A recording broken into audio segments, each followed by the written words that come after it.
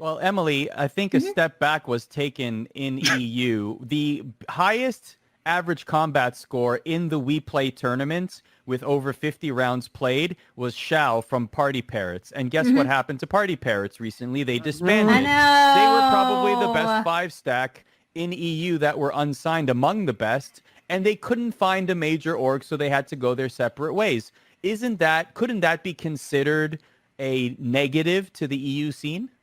I mean, so I think the thing with Party Parrots, and like, I don't know if this is so I think there are some issues with the EU scene. I don't think it's as dire of a picture as people are painting it out to be. And I know we talked about this last week where a lot of European players were kind of rightfully angry about the way this narrative was being portrayed as like, NA's up here and Europe's down here and look at poor Europe because no one's investing them and stuff like that.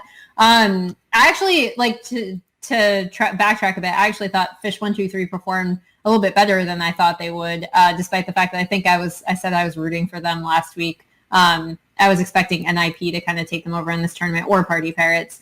The thing with Party Parrots that I never know, and I know I've talked to you guys about this off camera as well, is that when you're recruiting like CIS players, I never know if it has to do with the fact that teams might not want to deal with visa issues, because we've seen this several times in other European leagues when it comes to bringing in CIS players.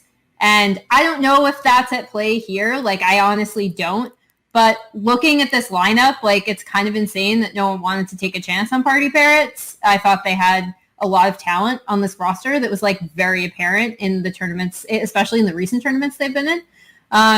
And I never know whether it's some sort of, like, visa thing, right? Because, again, like I said, we've seen this in, I mean, most famously, I think, is probably European League of Legends, where one of the best teams for the first, I would say season 2, some of season 3, was a team, was a CIS team, and they had massive issues trying to get into EU LCS because of like visa problems. So I don't know if that is also at play here, but it's something I wanted to bring up when we're talking about Party Parrots specifically, as something that may be an outlier and not indicative of this is how EU is like falling apart. Because I actually, like I said before, I don't think that's true.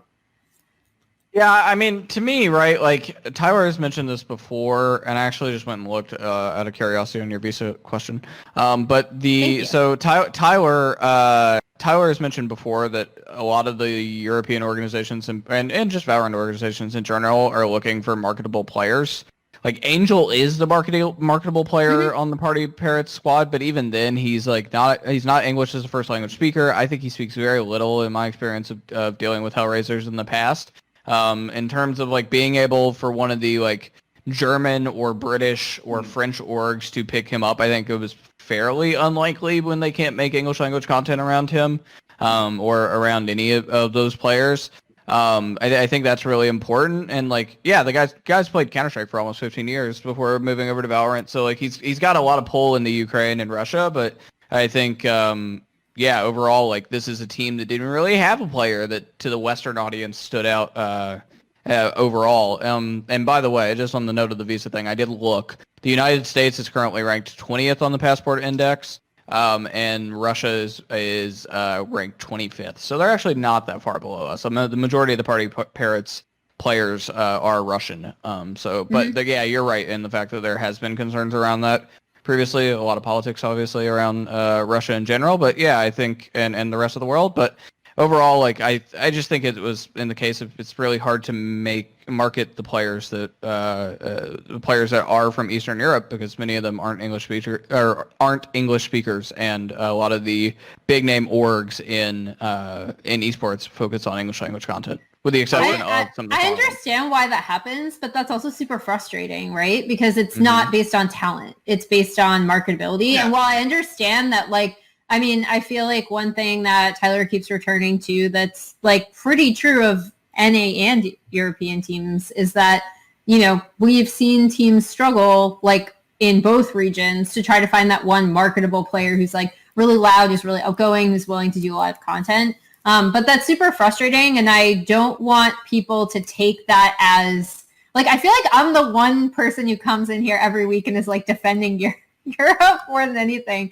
But, like, I really dislike this perception that there are, like, no good teams or no good players in Europe just because major orgs outside of G2 and now Team Liquid, and then depending on how you feel about NIP. I mean, NIP, I think, has been involved in esports for a really long time. So, like, I don't want this perception of Europe to be that Europe is bad just because there's not as much, like, marketability. I understand the marketability issue, but that's super frustrating because these players are really talented. I feel like we have to add, though, to kind of close out on this segment, is that big Berlin International Gaming has kind of come out this week and said we are building a team. So that will Gabi, I'm sure Jacob can talk all day. So that we are getting another big org, a German stack coming out of BIG. So BIG, NIP, Team Liquid, and now G2. We're going to see more. And I think the thing with PartyParrots was the CISS thing, where it's the thing Jacob talked about this with us off camera, is that really the only big org right now you would see them going to who would invest this money in the coronavirus pandemic is Na'Vi. And if Na'Vi wanted to take the chance on the PartyParrots, apparently they didn't want to take the chance, even though PartyParrots did seem to have a pretty high ceiling. So it sucks for PartyParrots. I'm sure Xiao will find a team. Xiao is amazing. He's one of the best players right now in Valorant. Yeah, but I think Europe is in a fine space. I do think North America is leading the pack in terms of viewership and interest and teams and how well things are doing. Like right now, Myth just streamed TSM versus 100 Thieves to like 25,000 people, and it's just a restream of a stream with him just talking over it. So there's interest in these TSM matches, the 100 Thieves matches. NA has done a good job building these characters. But I also want to give credit that like Mixwell and Scream both streamed the WePlay Invitational and both had over 20,000 as well. So obviously those two marketable players are the two players that Team Liquid and G2 are building around. So good job. They're doing so far. They're making their money's worth. Mixwell and Scream are both bringing in the viewership. And I do think that like when we see I've talked to Artis a little bit. Artis wants to stream. I think Artis can be a big streamer. He could definitely be one of those like early morning European streamers that gets that 10K plus, along with Mixwell. So I think Europe has a lot of talent. I just think it's going to take more time than NA, where in NA, like, Big Frames, which was like the 15th best team in NA, got the Renegade sponsorship, which, and then PartyParrots, who were our 5th team in the European power rankings, not, having to spam because they didn't get one. So Europe's going to take a bit more time, but I still do think Europe is in a fine place. I expect when we finally see Big perform for the first time that Arda will be the biggest fan of them, because Gabi is of Turkish descent. He's German of Turkish descent. Oh, there we go. There you go. You've got someone to root. Team. You've got someone to root for. I mean, yeah. Have you ever known me to be biased? Yes. Come on. It's not my fault. Arda, who's your favorite LCS player right now? It's not my fault that Turkey and Canada happen to be two nations that are proficient in Valorant. It's not I didn't make that happen. It just happens to be.